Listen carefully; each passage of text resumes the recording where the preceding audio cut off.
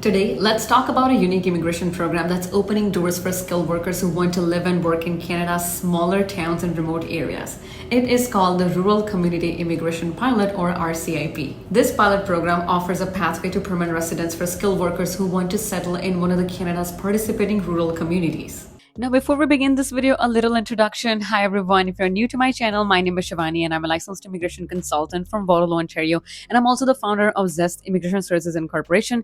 This channel is all about Canada immigration and languages. So if you're interested in these topics, then make sure that you subscribe to this channel if you haven't done it already, and also hit the bell icon so that you get notified every single time I post a new video.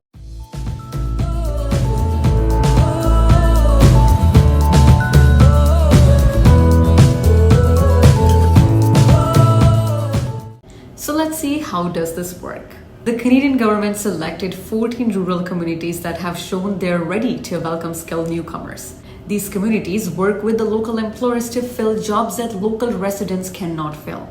The process starts when you receive a valid job offer from a designated employer in one of these communities. Now let's break down exactly who can apply, what you need, and how it all works. To be eligible for the RCIP, or for the Rural Community Immigration Pilot, you must meet a few key requirements. Number one, you need a valid job offer from a designated employer in one of the participating communities. Number two, you must have at least 1 year of related work experience in the past 3 years. That's about 1,560 hours. So what counts as related work experience? Let's check that out. Your past experience or your past work must be in a field related to your current job offer and match the NOC code, that means the National Occupational Classification Code, for that job, including the main duties and tasks. Now let's talk about the NOC levels. Your work experience needs to match the tier category, which stands for training, education, experience, and responsibilities of the job you're applying for. Here's how it works.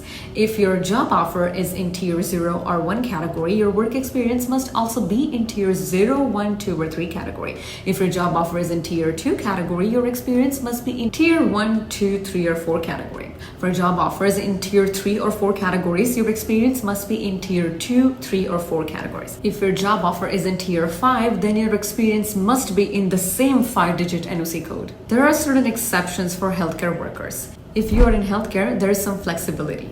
For example, if your experience is in NOC 31301, which is for registered nurses and registered psychiatric nurses, you can have a job offer in either NOC 33102, which includes nurse aides and patient service associates, or NOC 44101, which covers home support workers and caregivers. Now, what if you studied in one of these communities? Well, great news for you all. You may be exempt from meeting the work experience requirement. You do not need to meet the work experience requirement rule if you graduated from a public post-secondary school in one of the participating communities, and that your program was 2 years or longer, and that you studied full-time for the entire program, and that you received the credential within the last 18 months and lived in the community for at least 16 months of the last 24 months while studying. Or if you completed a master's degree or higher in less than 2 years, and that you studied full-time, got your degree no more than 18 months ago, and lived in the community during your studies.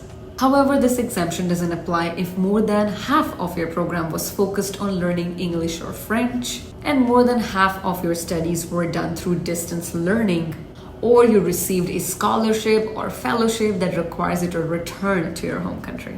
Now let's look at educational credentials and what do you need. If you studied in Canada, you need a Canadian high school diploma or a recognized post-secondary certificate, diploma, or degree from a designated learning institution. If you studied outside of Canada, you need an educational credential assessment, or ECA. And that your ECA must be from a designated organization and be less than 5 years old, and show that your education is equivalent to a Canadian high school or post-secondary credential. Now let's look at language requirements. You'll need to prove your language abilities by taking an approved language test. This helps show that you're ready to work and live in the community.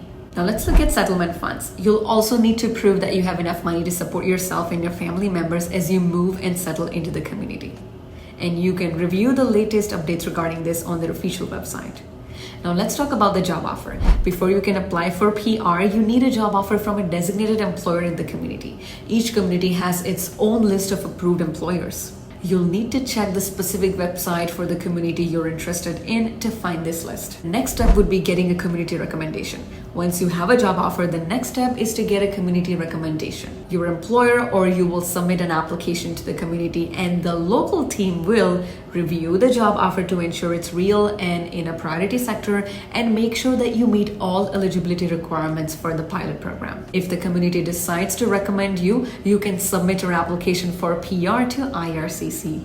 The Rural Community Immigration Pilot is an exciting way to bring new life into smaller Canadian towns while giving skilled workers a clear path to PR. It's designed to help people who are serious about settling into these little communities, working, studying, and contributing for long term. If you're looking to build a new life in Canada outside the big cities, this might be the opportunity you have been waiting for. Make sure to check the official IRCC and the RCIP website and the community pages for the most up-to-date information. Thanks for watching this video today, and good luck with your Canadian immigration journey. If you have any questions or concerns, feel free to contact us at www.zestecanada.ca, or simply go to the description box of this video where you'll find the link to book a consultation with me. If you do so, I'll be more than happy to assist you. See you guys next time in the next video. Take care.